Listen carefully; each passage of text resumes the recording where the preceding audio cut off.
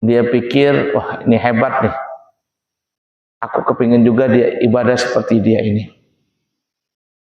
Maka si ahli ibadah ini pun mendatangi iblis ini. Ini nggak tahu iblis nih, nggak tahu dia iblis. Datangin katanya, ya fulan, saya melihat engkau ini kuat sekali ibadah. Gimana caranya kau bisa kuat ibadah? Aku lihat engkau tuh Masya Allah, sejadah tuh basah dengan air matamu. Nggak tidur, nggak makan, nggak minum. Kayak mana kok bisa kuat seperti itu? Nah, si iblis ini berkata dalam hati, 1-0 sudah. Nah, 1-0 berarti gampang sudah ditipu ini.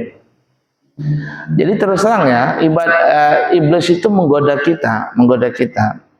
Itu terkadang tidak langsung dengan maksiat. Kalau potongan-potongan kita ini digoda dengan judi, mungkin kita nggak mau. Digoda dengan narkoba, nggak mau. Digoda dengan pelacur, mikir 2 kali. Tapi iblis itu punya 1001 cara untuk menjerumuskan kita. Gimana caranya? Bisa dibuai dengan ibadah. Kita dibikin semangat ibadah. Malam hari ibadah, siang hari ibadah. Tapi dalam hati itu timbul nanti perasaan, aku aja yang salat tahajud di sini. Satu kampung ini nggak ada yang tahajud semuanya. Kalau nggak ada aku gimana kampung ini? Nah itu tuh. Ada perasaan seperti itu tuh. Timbul perasaan-perasaan merasa dia yang paling segalanya. Paling rajin lah, paling suci lah, paling pintar lah, paling ini lah. Itu pintar iblis itu. Makanya ada yang mengatakan setan itu nggak ada di diskotik.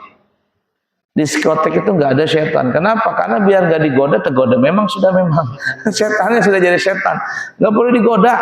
Sudah memang tergoda, memang dia. Sudah jadi setan mereka itu. Tapi setan tuh banyak di masjid, di majelis-majelis banyak setan tuh. Maksudnya gimana? Ada orang mau ikut, dibisikinnya. Dosa mas, dosa ikut. Enak di rumah aja, itu setan. Kita mau belajar, kata setan gak usah belajar. Apa belajar itu begitu-gitu aja. Penceramahnya gak terkenal katanya. Itu tuh. Banyak setan menggoda itu seperti itu. Nah, termasuk si ahli ibadah ini, dia sudah termakan tipu rayu setan tadi. Dia bilang, wahai Tuhan, bagaimana kok bisanya engkau ibadah begitu kuat? Aku kepingin juga ibadah sepertimu. Iblis pun tersenyum kecil ya, sudah senang dia, sudah 1-0. Kata si iblis ini begini caranya. Begini, wahai Tuhan, katanya, saya ini sebelum ini adalah orang yang sangat pendosa. Dosa apapun pernah kukerjakan, katanya. Apapun dosa pernah kukerjakan. Kecuali cuma satu yang belum pernah dikerjakan. Apa itu? Menyekutukan Allah, katanya. Iblis itu dia dikutuk oleh Allah, bukan menyekutukan Allah. Adakah iblis itu dikutuk masuk neraka gara-gara menyekutukan Allah? Enggak. Iblis itu ahli ibadah. Ahli ibadah. Dia mengetahui ya khalaqtani min nar wa khalaqtahu min tin. Ya Allah, aku tahu bahasa kitanya. Engkau menciptakan diriku ini dari api. Nabi Adam engkau ciptakan dari tanah.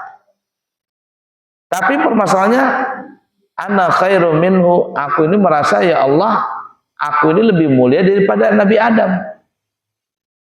Jadi yang menjadikan iblis itu masuk neraka bukan karena syirik, karena dia nggak pernah melakukan perbuatan syirik. Yang memasukkan neraka itu adalah kesombongan iblis tadi, iri, dengki, dan kesombongannya, keangkuhannya. Itu iblis itu. Baik, ringkas kata iblis tadi, aku ini adalah orang pendosa. Semua dosa pernah kukerjakan, kecuali syirik kepada Allah Ta'ala. Suatu hari aku mendapatkan hidayah dari Allah. Entah gimana kok tiba-tiba pintu hidayah itu masuk ke dalam hatiku. Maka aku pun bertobat sebenar-benar tobat. Dan setiap kali aku mengingat dosa-dosa yang pernah kukerjakan, maka timbullah di perasaan hatiku ini selalu ingin sholat, selalu ingin ibadah. Kenapa? Karena aku khawatir jangan-jangan aku sebentar lagi mati. Kalau aku mati, dosaku belum tentu terampuni, ibadahku belum tentu diterima.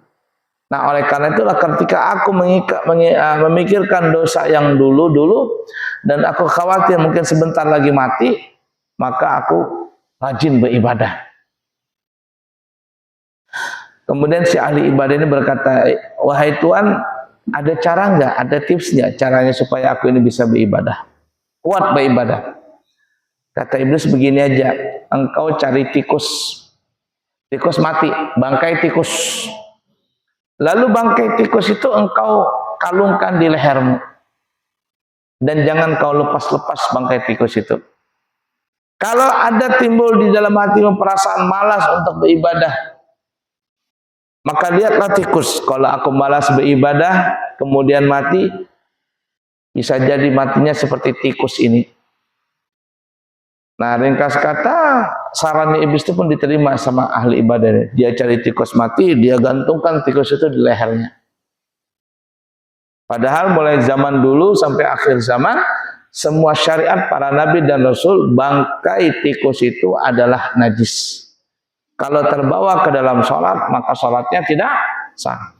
Tapi karena kebodohan di dalam agama, beribadah tapi nggak pakai ilmu, maka iblis mudah untuk menggelincirkan orang tersebut. Nah, begitu juga di antara kita, mungkin, mohon maaf ya, sholat ya sholat, tapi ya tadi auratnya terlihat dari belakang, pusatnya kelihatan dari belakang. Apa ini? Maka tidak salah sholatnya seperti itu. Udah dipaham kira-kira ya? Nah, itu aurat laki-laki kalau seandainya sedang sholat atau bersama laki-laki lain, maka yang wajib ditutup adalah antara pusat dengan lutut. Kalau telanjang dada, tidak apa-apa. Telanjang betis, tidak apa-apa. Begitu juga di antara perempuan yang mahram, itu kita boleh telanjang dada ya. Di depan anak kita, di depan kakak perempuan kita, boleh aja telanjang dada.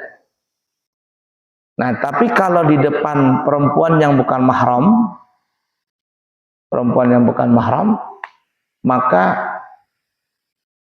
semua badan itu wajib ditutup kecuali indal mihnah. Indal mihnah itu sesuatu yang sedang bekerja. Nah, orang bekerja itu gimana maksudnya? Indal mihnah itu yang pekerjaan yang wajar dengan pakaian yang santai. Jadi kalau kita ini di depan perempuan yang bukan mahram, kita tuh nggak boleh bertelanjang dada, cuman pakai celana pendek begitu haram, atau celana katuk saja nggak pakai baju, nggak boleh. Jadi kalau kita lagi gotong royong, nih entar lagi 17 Agustus nih, panjat pinang, siapa tahu ada yang kepengen panjat pinang gitu kan ya, atau lomba lari, nggak boleh bertelanjang dada. Jadi sekurang-kurangnya yang wajib tertutup adalah pakai baju kaos, nih lengan pendek, pakai celana sampai di bawah lutut. Nah, begitu tuh. Kenapa? Karena perempuan itu sama aja dengan laki-laki. Kalau dia melihat laki-laki kada berbaju, pikirannya kotor juga. Dan tidak semua perempuan itu suka badan nang kayak roti balok, perut nang kayak roti balok. Tahu roti balok? Nang perutnya yang betukul-tukul, nah, tahu betukul, nang kayak roti. Oh, nang segi empat perut itu. Nah, semuanya perempuan suka seperti itu. Ada perempuan suka yang perutnya buncit. Lucu katanya kalau perut buncit tuh. Ada. Nah, jadi kita kalau di depan perempuan yang bukan mahram itu nggak boleh membuka baju. Nah, oleh karenanya kan kalau orang berihram itu kan laki-laki pakai kain ihram itu yang wajib tertutup seluruh auratnya. Antara pusat dan lutut juga memakai kain ihram yang di atas. Kan ada dua kain ihram tuh. Satu di bawah, satu di atas. Nggak boleh umpama ihram cuman di bawah aja, udah pakai baju begitu, udah pakai kain ihram kepanasan, bertelanjang dada. Ya kalau hukum tawafnya sah-sah saja. Cuman ada faktor yang lain, yaitu dilihat sama perempuan yang bukan mahram. Ini yang jadi masalah.